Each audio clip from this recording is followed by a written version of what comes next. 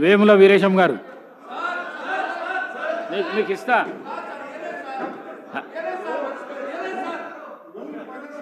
హరీష్ రావు గారు మీకు తప్పకుండా మైక్ ఇస్తా. నేను తప్పకుండా మీకు మైక్ ఇస్తా. అధ్యక్ష అధ్యక్ష ప్రతిపక్ష వాళ్ళు మాట్లాడు. నేను తప్పకుండా మీకు మైక్ ఇస్తా. వేముల వీరేశం గారు గౌరవనీయులు హరీష్ రావు గారికి వారు పేరు తీయటం జరిగింది కనుక తప్పకుండా ఇస్తారు. స్పీకర్ గారు చెప్పిండ్రు, you have to trust honourable speaker words. Definitely speaker గారు అవకాశం ఇస్తామని చెప్పారు. అందుకోసం ముఖ్యమంత్రి గారు కూడా కూర్చొని ఉన్నారు ఇక్కడ. దయచేసి ప్రశాంత్ రెడ్డి గారు వారి క్లారిఫికేషన్ ఇచ్చిన తర్వాత డెఫినెట్లీ హరీష్ రావు గారికి ఆపర్చునిటీ ఇవ్వటం జరుగుతుందని స్పీకర్ గారు చెప్పడం జరిగింది.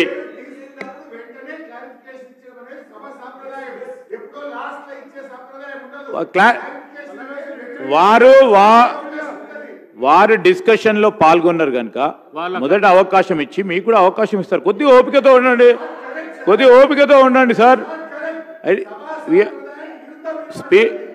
విరుద్ధమే కాదు, అసలు స్పీకర్ గారు తీసుకున్నదే తుది నిర్ణయం.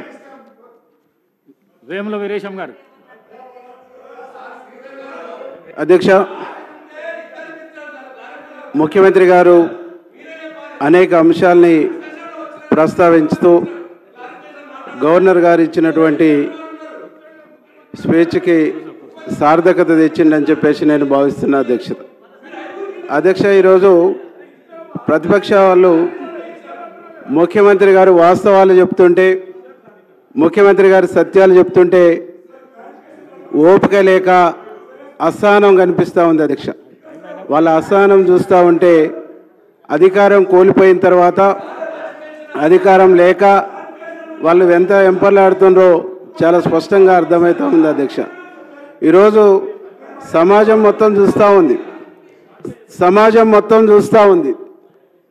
కనీసం ఒక గౌరవ ముఖ్యమంత్రి గారు మాట్లాడుతున్నప్పుడు, సభానాయకుడు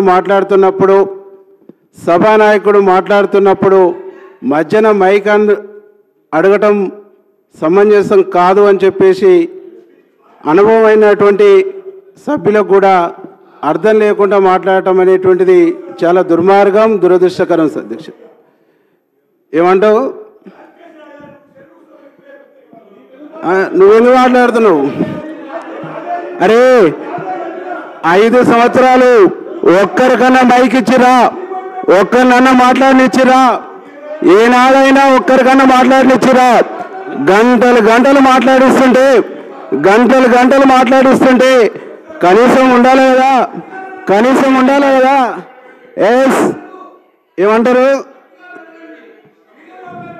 బట్టి గారిని ఎన్నిసార్లు డిస్టర్బ్ చేశారు? ఎన్నిసార్లు మాట్లాడనిచ్చారు? బట్టి గారిని ఎన్నిసార్లు మాట్లాడనిచ్చారు? ఎంత టైం ఇచ్చారు?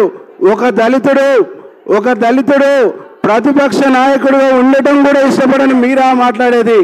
ఒక దళితునికి ప్రతిపక్ష నాయకులుగా క్యాబినెట్ హోదాను ఇష్టపడని మీరా మాట్లాడేది? ఏం మాట్లాడుతుందండి? ఒక దళితుడు ప్రతిపక్ష నాయకులుగా ఉండటం ఇష్టం లేకనే కదా మీరు కొనుగోలు కార్యక్రమాన్ని పెట్టింది, కొనుగోలును ప్రారంభించింది. అందుకే కదా ఇలా మాట్లాడాలంటే అర్థం ఉండాలి అధ్యక్ష. ఈరోజు ఒక్కటే మీ సందర్భంగా గుర్తు చేస్తున్న అధ్యక్ష, సభాపక్ష నాయకుడు మాట్లాడుతున్నప్పుడు సభాపక్ష నాయకుడిని కూర్చోండి, మైక్ ఇవ్వండి అని మేము మాట్లాడతామనేటువంటిది అది అహంకారానికి నిదర్శనం. అది అహంకారపూరితమైన ధోరణి. ఆ ధోరణిని వాళ్ళు మానుకోవాలని చెప్పేసి మీ ద్వారా ప్రతిపక్ష నాయకులకు విజ్ఞప్తి చేస్తా ఉన్నా అధ్యక్ష. ఈరోజు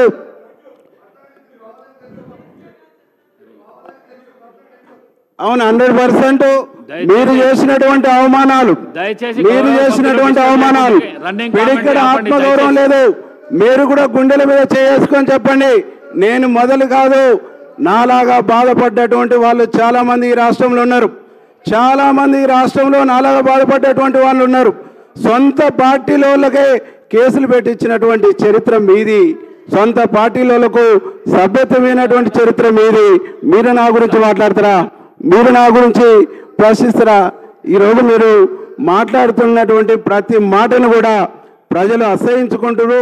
ఇకనన్నా బుద్ధి తెచ్చుకోండి, ఇకనన్నా మారండి, ఇకనన్నా మీ మైండ్ సెట్ మార్చుకోండి, ఇకనన్నా మీ ఆలోచన ధోరణి మార్చుకోండి, అభివృద్ధికి సహకరించండి.